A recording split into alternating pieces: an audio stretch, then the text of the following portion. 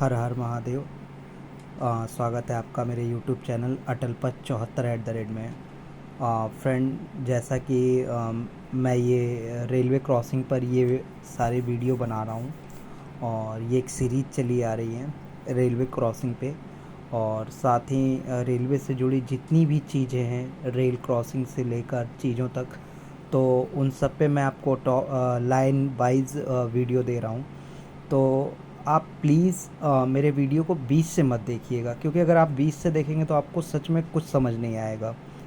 तो इसके लिए फ्रेंड्स आप क्या करेंगे कि आप मेरे यूट्यूब के प्लेलिस्ट में जाकर उसमें आप सीरीज़ से देखिएगा, पहले वीडियो से लेके, तब आपको मेरी ये सीरीज़ समझ में आएगी कि मैंने ये संकल्प क्यों लिया या मुझे क्यों ज़रूरत पड़ी। तो ये सारी चीज़ें हैं और उसी सीरीज़ को आगे बढ़ाते हुए फ्रेंड्स, जैसा कि हम सबको पता है कि रेलवे में अक्सर खाने की शिकायत सुनने को मिलती है। हमेशा से ये एक मुद्दा भी रहा है, चीज़ें भी रही हैं और खाने की शिकायत काफ़ी आती हैं चीज़ें। और एक चीज़ है, पहले तो ये ठीक है छोटी मोटी गाड़ियों में, फिर इनका क्या हुआ कि जैसे राजधानी, शताब्दी, वंदे भारत जैसी ट्रेनों में भी इनकी कंप्लेंट आई कि सही खाना नहीं मिलता है, चीज़ें नहीं मिलती हैं। और साथ ही एक चीज़ और रहता है कि खाने की क्वालिटी भी मैटर करती है। अब आप एक बात सोचिए कि सस्ता खाना अच्छा खाना तो नहीं बन सकता कभी। सस्ता खाना अच्छा खाना नहीं बन सकता, और महंगा इतना होता है कि हर आदमी अफोर्ड नहीं कर सकता है। और क्या होता है कि भाई, जब सस्ता खाना हर आदमी तो अफोर्ड कर सकता है, लेकिन महंगा खाना हर आदमी अफोर्ड नहीं कर सकता।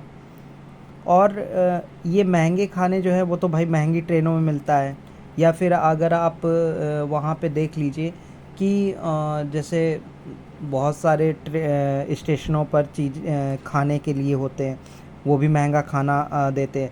लेकिन बस वही बात आती है क्वालिटी की, कि क्वालिटी उस हिसाब से नहीं मिल पाता है। यही सब चीज़ें क्या कि अब जब ये सारी चीज़ें नहीं होती हैं तो लोगों ने आजकल बाहर से ऑर्डर करना शुरू कर दिया है। आजकल तो ज़ोमैटो, स्विगी, जाने कौन कौन से ऐप और कौन कौन सी चीज़ें, तो लोगों ने बाहर से खाना, अब बाहर से खाना मंगाते हैं। शुरू में तो उनको वो चीज़ सस्ती पड़ती है, लेकिन बाद में वही चीज़ उनके लिए काफ़ी महंगी हो जाती है।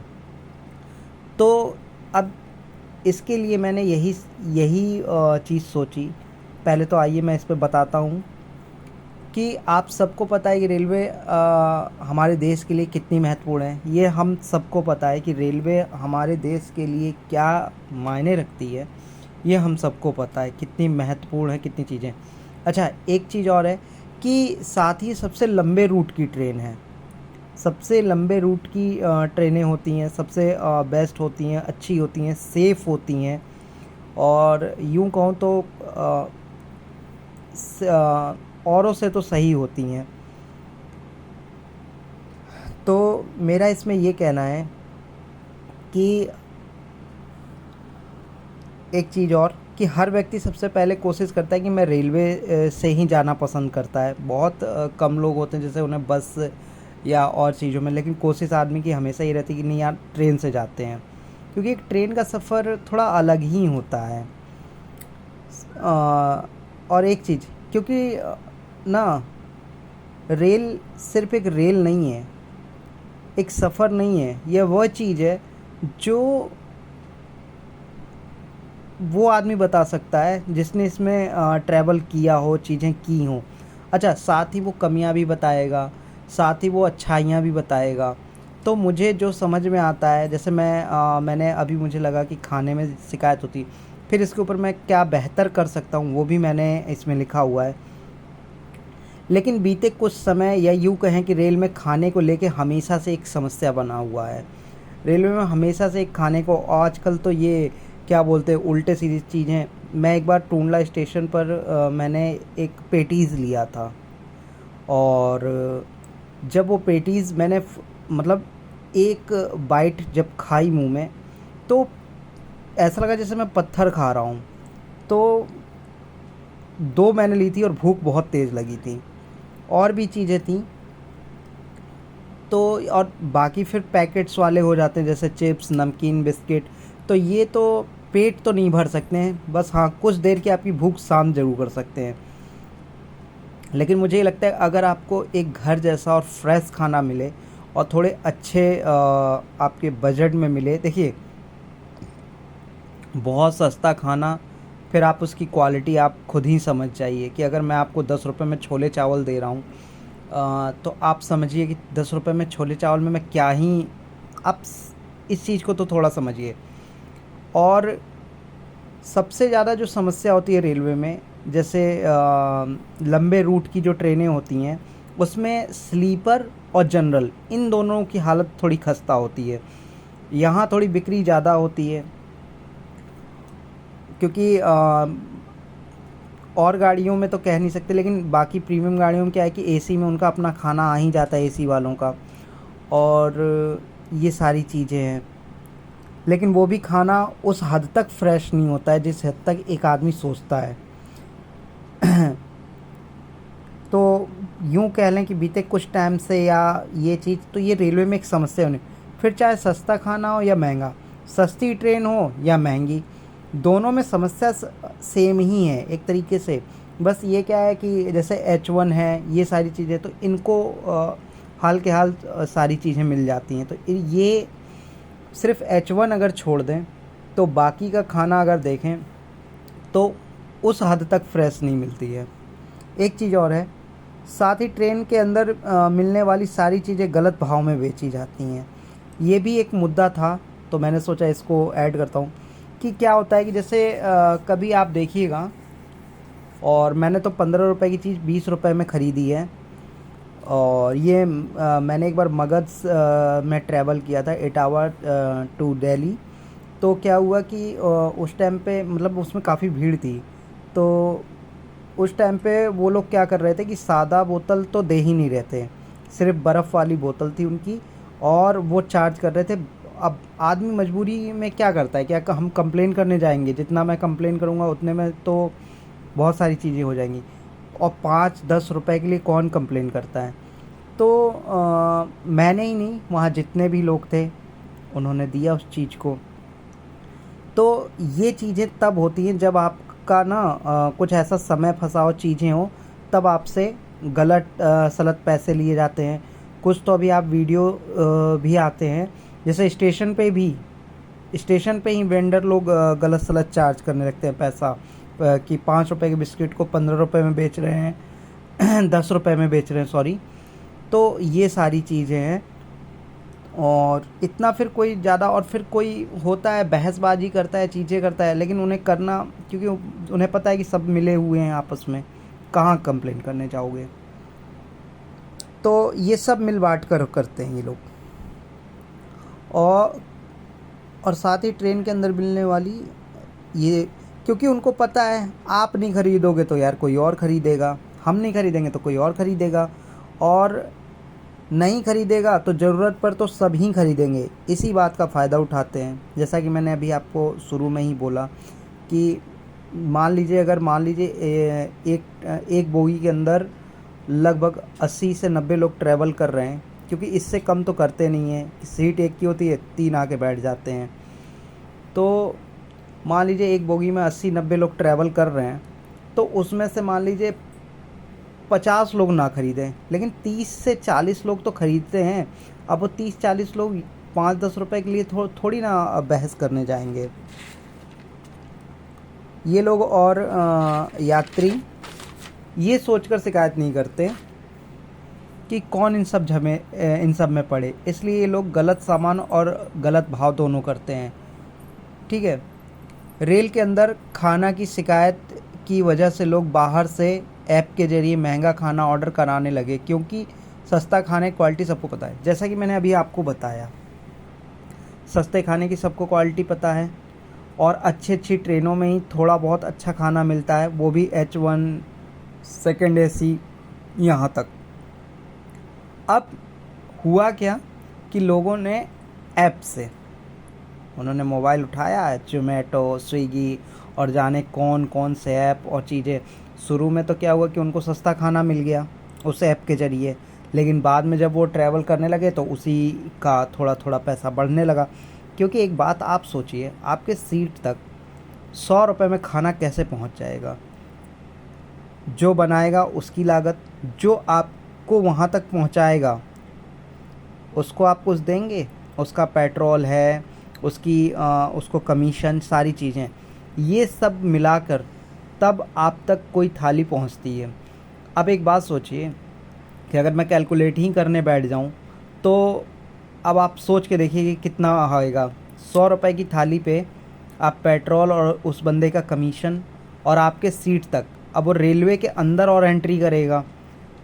अगर रेलवे के अंदर एंट्री करेगा तो या तो उसके पास कोई आईडीज़ वगैरह होनी चाहिए या उसके पास टिकट तो होना ही चाहिए रेलवे। अगर वो टिकट लेता है तो वो टिकट क्या वो अपने जेब से थोड़ी ना देगा, वो आप ही के खाने से लेगा। तो इन सब को लेकिन आदमी ये सोच ही नहीं पाता है, क्योंकि भाई रेलवे के अंदर खाना मिल नहीं रहा है सही।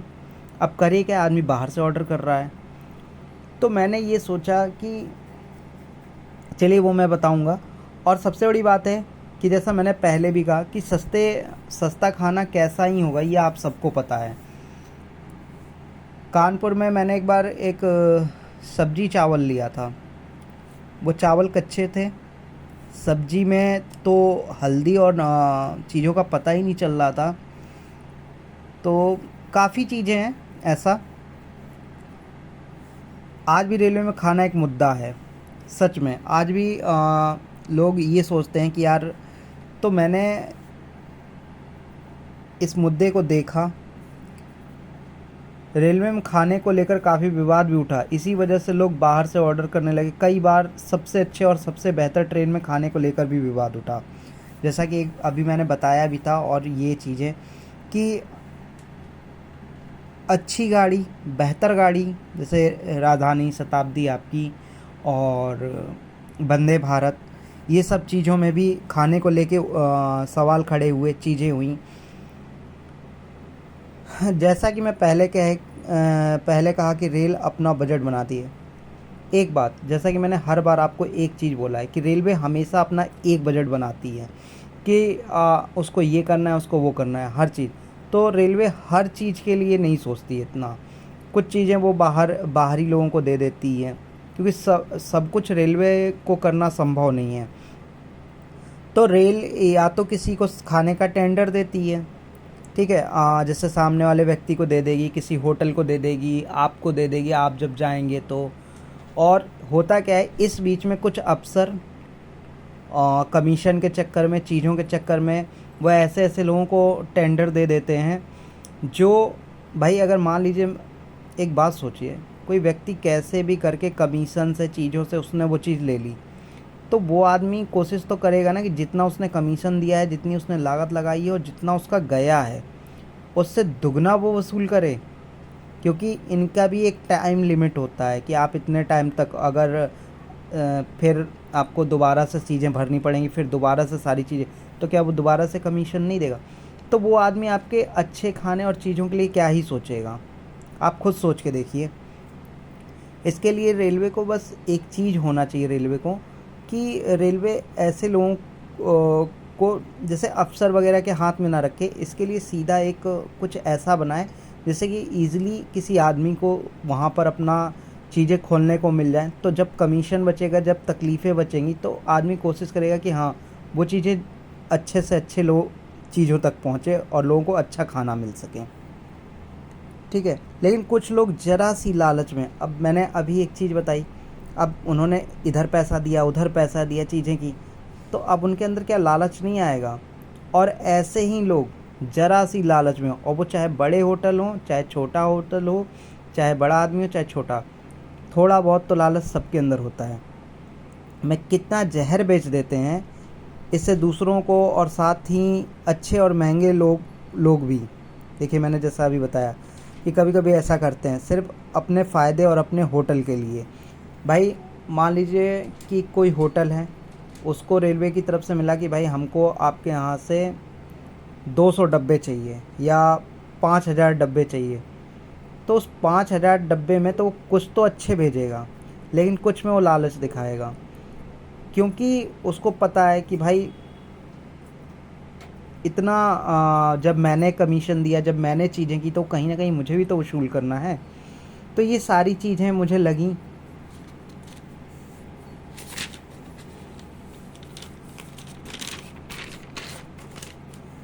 और फिर मैंने इस पर एक बहुत गहरी सोच अपने अंदर मतलब आई मेरे अंदर सोच कि क्या मैं लोगों को अच्छा खाना और सस्ता, मतलब बिल्कुल सस्ता नहीं, कि वही मैंने बोला ना, अगर सस्ता बहुत होगा तो एक बजट में, और क्वालिटी।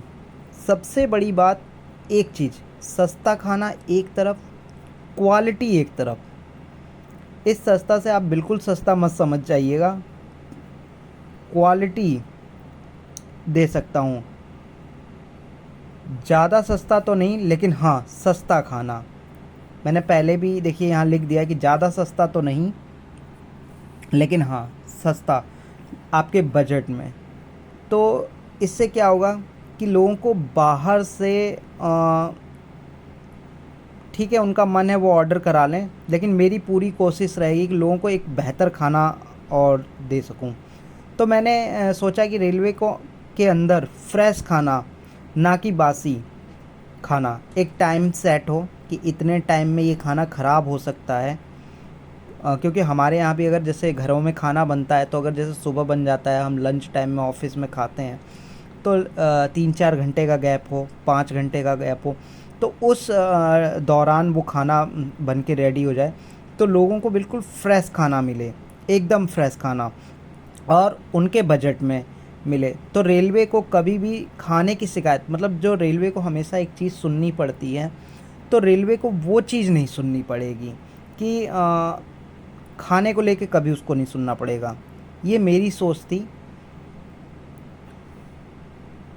लेकिन ये सब क्या कैसे, इस पर मैंने बहुत मेहनत की है। बस अगर रेल मुझे अपने यहाँ खाना खोलने का अगर मौका देती है, अगर अपने यहाँ मुझे खाना खोलने का मौका देती है, तो मैं यही, मेरी यही कोशिश रहेगी कि मैं उसको कभी भी शिकायत ना सुनने दूं, और लोगों को फ्रेश खाना, अच्छा खाना, और थोड़ा उनके बजट में, ये सारी चीज़ें, और रेलवे को कभी शिकायत ना सुनने को मिले। और हमारे रेल मंत्री जी को मेरी ये सोच कैसी लगी, आप सबको कैसी लगी, आ, आप मुझे ज़रूर बताइएगा, मुझे कमेंट कीजिएगा। क्योंकि मैंने रेलवे को चारों ओर से अच्छा बनाने का संकल्प लिया है, सिर्फ एक नहीं कि रेलवे क्रॉसिंग ही है। मैंने रेलवे को हर तरफ से एक बेहतर और अच्छा बनाने का सोचा है कि जहाँ तक मेरी कोशिश होगी मैं उतनी तो करूँगा ही। साथ ही इस, सच बताऊँ तो इस पे जब मैं लिख रहा था तो मुझे और मन हो रहा था कि मैं और चीज़ें लिखूँ, चीज़ें करूँ,